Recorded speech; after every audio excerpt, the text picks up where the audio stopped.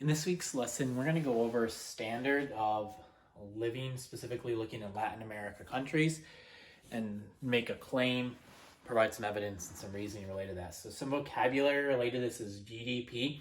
That's your gross domestic product. That's the amount of goods and services that are sold within the borders of a country. Literacy rate is a hard one because if you think about it, it means like the number of people that in theory could read or write, but it's not clearly defined when collecting data from other countries. So some countries think of it as little as like, can somebody write their name?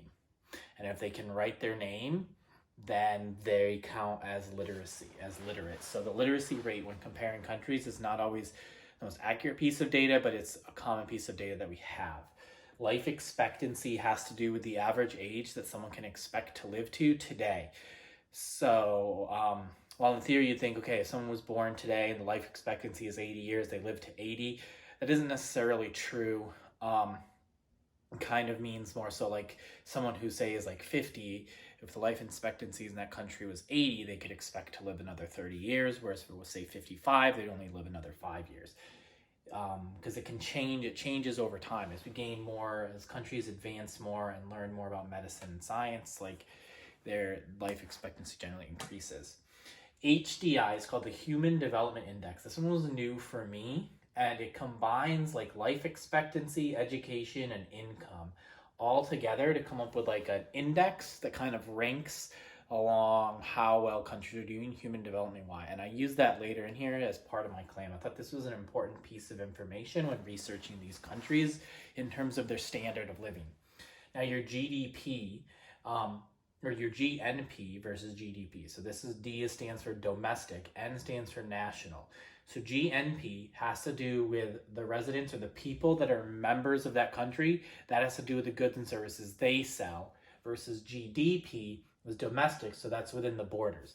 So for example, in the United States, all of the goods and services that are sold inside of the United States, regardless of who they're sold by, is part of the GDP.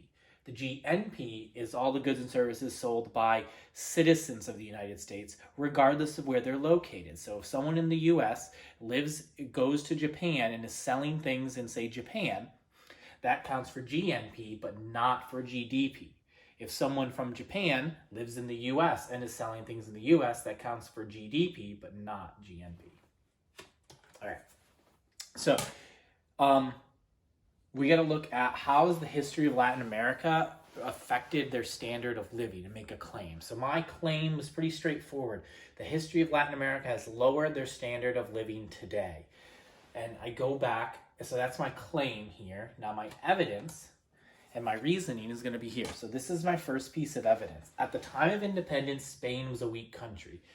This weak country, with their weak leadership and being taken over by Napoleon as the countries in Latin America began to gain their independence and form, caused disorganization and chaos in Latin American countries, and a lot of different types of governments formed, and they were not united together, and they didn't have a strong leadership model to kind of look at and maybe build from and make better. It was more so like they just didn't want to be under Spain's control, and then they didn't have, I don't think they had a strong enough direction to go to. So Spain having a weak country leads me to think that that led to disorganization of Latin America, which caused their standard of living to not develop to what it would, to make it better than it is better today.